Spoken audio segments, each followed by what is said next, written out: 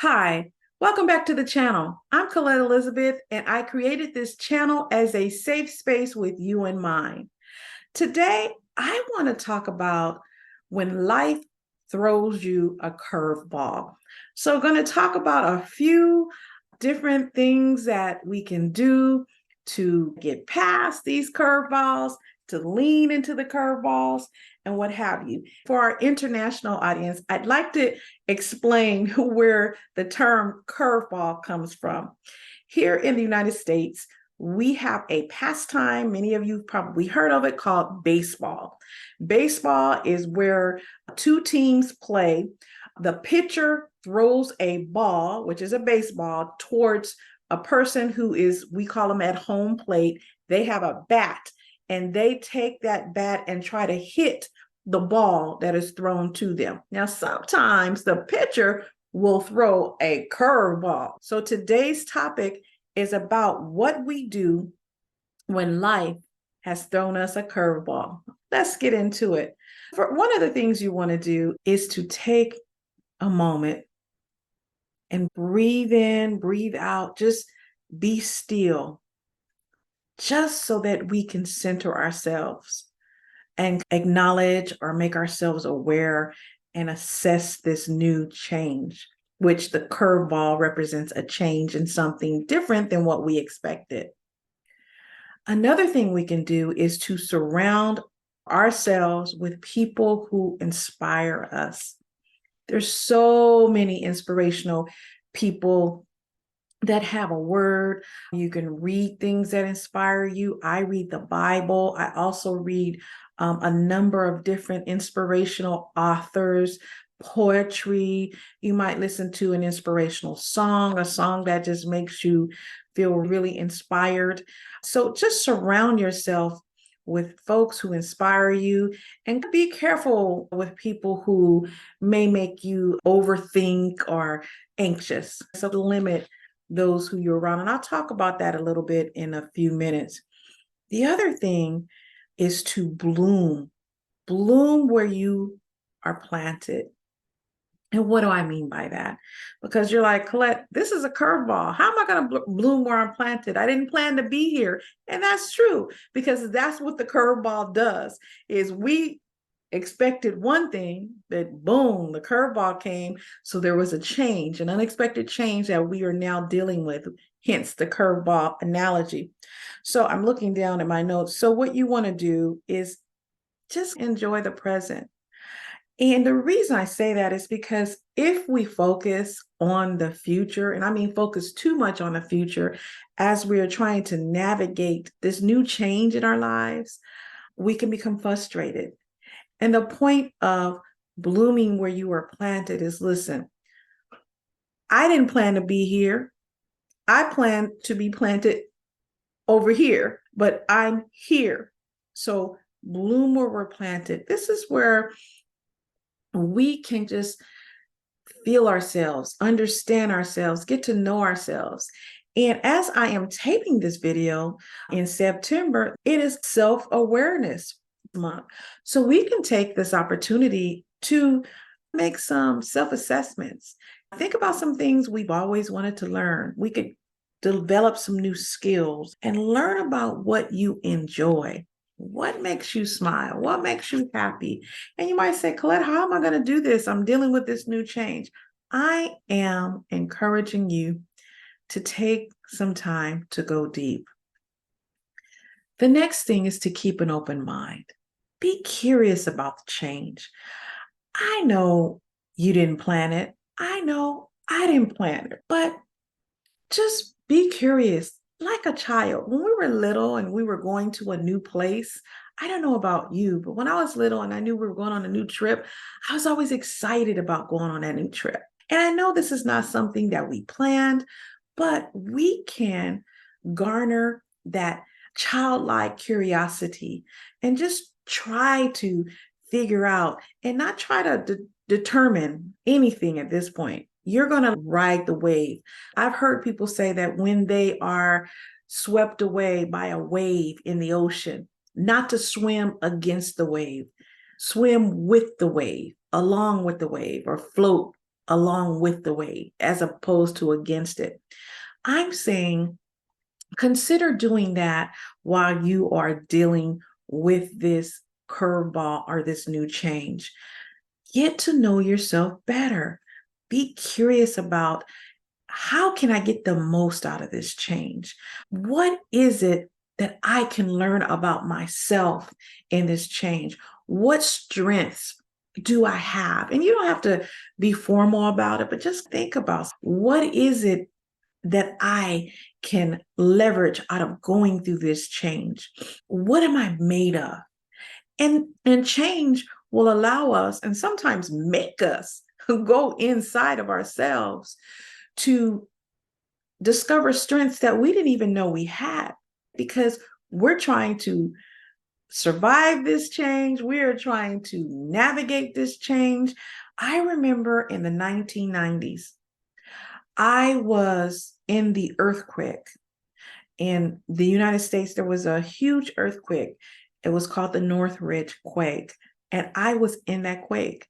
My younger brother and I, we lived in the epicenter. And during that time, I discovered things about myself that I didn't really know about. For example, I discovered, and I always knew I had the gift of encouragement, but I discovered I have the ability to calm people down, groups of people, because during that earthquake, we were outside. There was a ton of people. There were people who were scared. There were people who were, there was a lot going on. And I took a leadership position in our group for our apartment. I started praying, and I mean, everybody was praying. I was like, let's pray. There was some Hindus out there. There was some Buddhists, I'm sure, and some people who, I don't know what they believed in, but let me tell you, everybody was out there praying, and we prayed as a group. And what I discovered is I have this gift of bringing people together in times of stress. In this case, it was, it was scary. It was terrifying. There were no lights. We couldn't see anything. And the earthquake, the tremors after the earthquake were really, really loud. So I'm saying all this to say, sometimes when we get a curveball, if we just take some time, we can discover some new things about ourselves. And these are things that we can take forward as life lessons.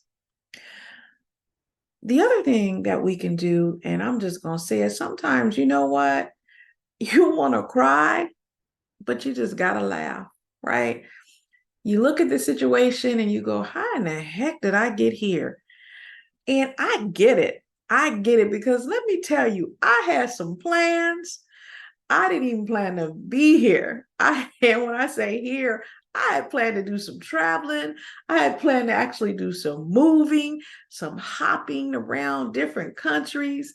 And I had planned to do it really, really quick, like the end of this year. And I'm making this video in 2023. And so this particular change that has happened in my life, I mentioned it briefly on my live, the first Friday live for September. But now, I'm not going to say I didn't cry. I did cry. But then I started thinking about some stuff, and my daughter, we talked about some stuff. I just had to laugh. I had to laugh. And sometimes you just have to laugh. You just have to laugh. Okay. And I'm not saying that that you're going to laugh in every situation, right? I'm saying some situations where you can find laughter, maybe you can use it as a tool to help ease you in to dealing with this curveball. And there usually is one. Even in the most tragic circumstances, we can find a silver lining. I just think that keeping a positive attitude, and I know it's easier said than done, but keeping a positive attitude, I think it helps us to get accustomed to the change, get accustomed to this new direction or what have you, or redirection or detour or rerouting, whatever you want to call it. I think that's important. So give yourself permission to look for and enjoy the silver lining. And usually there is one. Reset your brain. Reset your brain. Why? Because I don't know about you, but when I make goals for my life or I think one thing is going to happen, I'm fixated on that. My brain is fixated on that. And so when you get a curveball, what you were expecting to happen is not necessarily going to happen. You don't know because you have a curveball. You don't know. You don't necessarily know what the new path is because there is a new path most of the time, a lot of the times when you get a curveball. So resetting our brains or resetting your brain is helpful because what does it do? It helps you to establish new anchors to help you to navigate your new or your current normal, because your normal now is not the normal you had before the curveball. Sometimes it may be the same, but a lot of times it's not. That's why it's called a curveball. It's something you didn't expect, you didn't plan for, you didn't prepare for. So resetting our brains can help us to move in with the wave, to go with the curve. The next one is to talk to folks. And I'm not giving these in any particular order. You may jump around. Surround yourself with people who are rooting for you to win. I'm going to repeat that. Surround yourself with people who are rooting for you to win. Now, this may not be the direction that you had planned, that you had hoped for, but you want to surround yourself with folks who are going to be your cheerleader, the ones who say you can do it. And you want to minimize as much as possible, even avoid people who are toxic relationships. And sometimes we have to be in relationships with people, but you want to minimize toxic interactions as much as possible. Why? Because when you have a curveball, you're already susceptible to getting a little stressed, to getting a little anxious. So just as much as you can, you want to limit, even avoid toxic interactions. And if you can't avoid them, then at least minimize negative and toxic interactions. And let me say this, if you are the toxic person, and we've all been toxic before, we've behaved toxically, then this is an opportunity to look inside yourself to determine, hey, what behaviors am I exhibiting that may be toxic, that may have contributed to me getting this curveball? Did I step a certain way? Did I say something certain? You know what I'm saying? And that's not about beating yourself up. None of that. You're going to deal with what you got to deal with. But it's just an opportunity for you to grow and for me to grow. Because remember, we said bloom where we're planted. The other thing is to remember that you are not in this alone. Call on your community, people who can help you. But again, it goes back to the prior point. You want to call on folks who are cheering for you, people who are going to give you the steam or the wind beneath your wings. You want to call on those. And it's so funny because sometimes I find you don't have to call on folks.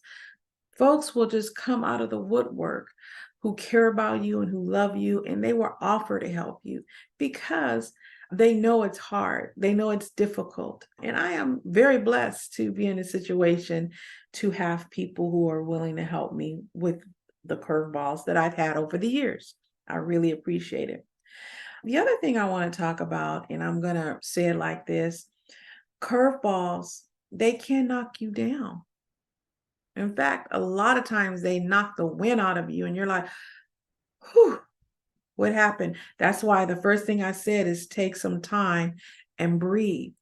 Because sometimes when the curveball happens, we haven't caught our breath, or we lost our breath, or we got the breath knocked out of us. And sometimes a curveball not only knocks the wind out of us, it knocks us down. It literally can knock us down to the point where we're like, I'm just going to stay here. I'm not getting up. I encourage you to stay down as long as you need to stay down. I'm not going to say rush and get up. I won't say that. Now, some folks and some studies show the quicker you get up, the better off you'll be. I'm not a therapist or a psychologist or a counselor or anything like that. But what I encourage you to do is to think about your plan, get up, dry off the tears. And if you're down there crying, that's okay. Go ahead and get your cry on. In my prior video, I forgot what that one was called. I'll look at it. I'll link it in the description box. But I talked about sometimes you got to do the ugly cry. And if you got to do your ugly cry, do it. Do your ugly cry. Wipe your tears off. Get up. Brush yourself off, because when you get knocked down, sometimes you get dirty, and that's okay. Get up, brush yourself off, and get your swing on. And for those who are not from the United States, when I say swing, it means another ball is coming. So get ready to hit that bad boy so that it soars so high. So what is the point of this video? The point of this video, sis, is to encourage you. When life hits you a curveball, soar. Thank you for watching. If you enjoyed this video, please give it a thumbs up. Share it with anybody who you think may benefit from it. If you have not subscribed to the channel, please subscribe to the channel. Remember to hit the notification bell so that you are notified when I upload videos. Until the next video, get your hit on and soar.